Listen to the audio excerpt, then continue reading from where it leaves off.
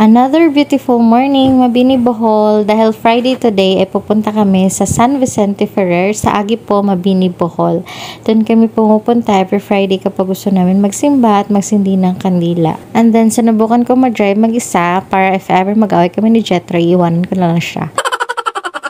Pero muntik ko na talaga siyang iwanan kasi nainis ako sa kanya dyan. Wala kasi siyang tiwala. Marunong na ako mag-drive noon pa kahit nung high school pa lang. Pero matagal kasi ako na-stop mula nung nag-work ako at nag-aral. Kaya nag-refresher course ako sa kanya. Charot. Pero sa mga baguhan na nagpa-practice pa lang mag-drive, wag na wag niyang gayahin. Dapat may suot kayong helmet at mga safety gears. Wala nang mas sa mga oras na yan, kaya nagpatapak na lang kami yung santo na nilalagay sa ulo namin at pwedeng ipaamoy or ipakis. Paglabas namin na nakita namin nung nagtitinda ng ice cream, kaya bumili na rin kami.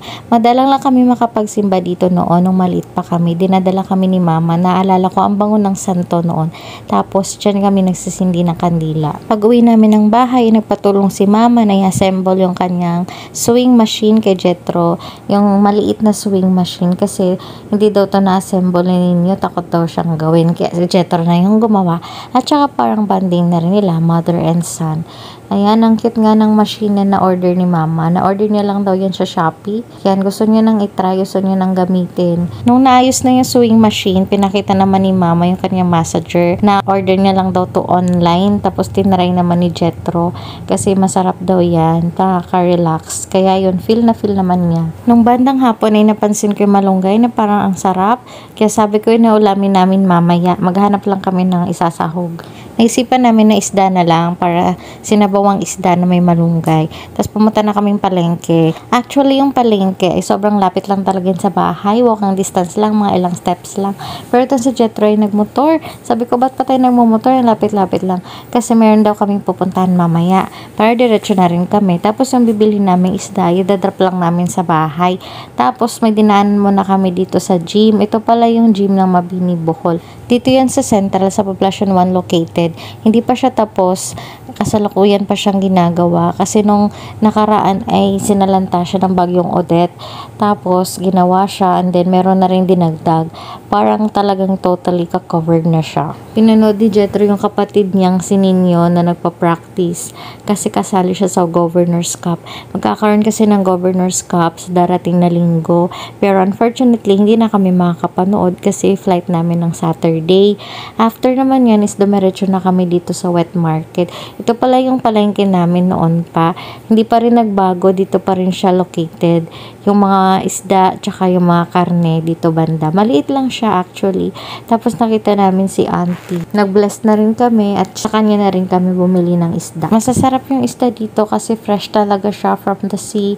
Hindi na siya dumadaan sa matinding pag-freeze or yellow.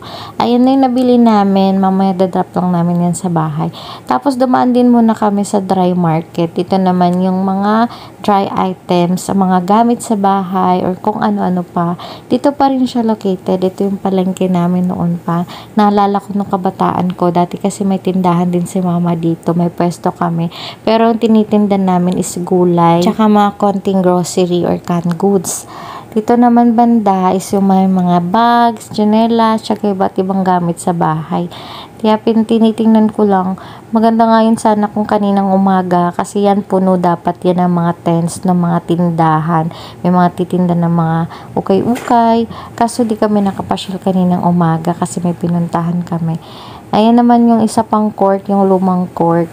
Iba pa yan dun sa gym. Pagkatapos naming dinrap yung isda sa bahay, ay nagtungo na kami dito sa alma mater namin ng elementary. Dito kami nagtapos na elementary sa Mabini Central Elementary School. Ito pa yung mga rooms namin. Medyo malawak tong school namin ng elementary. Sobrang lawak, ang daming grounds. Kaya nakapag-garden pa kami noon. Ito yung room ko nung grade 1. Oh, yan pa din siya. Lumang-luma na yung mga buildings dito. Pero yung iba ay na-renovate na. Tapos maganda siya tingnan kasi bagong pintura. Ang ganda tingnan. Ang linis. Meron din malaking open ground sa likod. Hindi na namin inikot kasi hapon na. Diyan ginaganap yung mga malakihang programs like drum and lyre competition. Ito naman yung pinaka-front namin, yung principal's office banda. Tapos lumabas na rin kami. Hindi rin kami nagtagal doon kasi wala nang tao. Pupunta naman kami ngayon sa alma mater namin ng high school. So, malapit lang din siya. Pagtawid lang ng elementary, tapos yun papasok ng konti. Dito sa may eskinita, diretso lang yan and then magle-left lang. Malapit siya sa simbahan. Anyway, yung sa pagpunta namin ng elementary school, ang dami kong naalala. Pero dati, hindi ko naalala si Jetro. Char! Hindi pa kami nagkita nung bata pa kami. Nagkita kami nung high school na. Doon ko na siya nakilala. Pero, hindi kami as in close. At classmate kami nung 4th year high school na. Pero hindi kami talaga close. Parang, hindi rin kami nagpapansinan. Classmate lang na parang wala lang. Ganun. Dito na nga yung alma mater namin nung high school. Ang Santa Monica Institute. Dito kami naging mag-classmate. Pero nung 4th year high school na, parang dami naming ma-reminisce dito. Pero wala akong maalala na mga moments namin dalawa kasi hindi kami close nun. Pero ako marami akong naalala nung high school ako. At bago na yung building, ayan, mayroon din bagong tinayo. Magkakaroon sila ng covered court pero hindi pa siya tapos. At nagpaalam muna kami kung pwede kami mag-vlog sa loob. At andun pa daw yung school principal nila. Kaya pupunta kami doon para magpaalam. Ito yung principal's office. Kung naalala ko pa yung principal namin noon ay si Ma'am Roberta Fostanes. Ito naman yung pinaka-stage namin noon. Ayan. And then ito naman yung school library namin noon na hanggang ngayon ay school library pa rin nila. And dito yung school principal ng SMI na si Sir Rosalito Ugay at si Ma'am Charina Bernales at si Ma'am Susan Latahan ng school librarian na first cousin ko at math teacher namin noon. Sobrang tagal niya na nagtuturo dito at siya na rin sumama sa amin para i-tour kami sa campus. Marami nang nabago dito at yung iba naman ay nanatiling yun pa din. May mga nadagdag at sobrang daming improvement. Katulad na lamang nitong blue building na bago lang tong tinayo at dinagdag ng mga rooms kasi nagkaroon ng K-12 mula nun ay nagdagdag din ng mga sections at ng mga rooms. At yun pa din yung guardhouse tsaka yung gate namin. This time kasama na namin si Ma'am Susan para i-tour kami dito sa SMI kasi marami ng mga nabago at mga nadagdag. Una naming inikot dito muna sa banda sa may principal's office. Katabi dati nun ay yung canteen namin. Maliit pa lang yung canteen nun. Tapos ito yung stage. Diyan yung mga program. Naalala ko kapag may mga sayaw, may mga contest. Diyan ginaganap sa maliit na stage na yan. Tapos ito naman yung una namin sinilip na room, yung student affairs office. Katabi naman yan ay yung computer room namin noon. Hanggang ngayon yan pa din siya. Tapos ito naman yung katabi, yung St. Agnes. Yung first year high school ako, yan yung room ko. Diyan ako na section. Same pa din yung section, tsaka yung room. Hindi na bago. Medyo lumawak yung room. Tapos, yung blackboard naman nila is whiteboard na, yung almost half.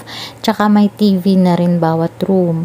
Dito naman kami sumunod sa mga katabing room. Hindi na namin isa-isa. Pero pinakita sa amin ni Ma'am Susan na yung mga changes sa loob na maganda na rin yung mga upuan, bago na rin. Pero mapapansin sa structure yung pinto or ceiling na medyo luma na talaga siya, na mga ilang decades na siya. Pero ongoing pa rin naman ang renovation ng mga rooms. Nakadepende lang din kasi sa budget. Kaya open sila for donation, yung mga alumni na mga nakaluwag-luwag na, yung iba talaga yung nagdo-donate. At saka every time nagkakaroon ng alumni homecoming, doon nagkakaroon ng raise of funds.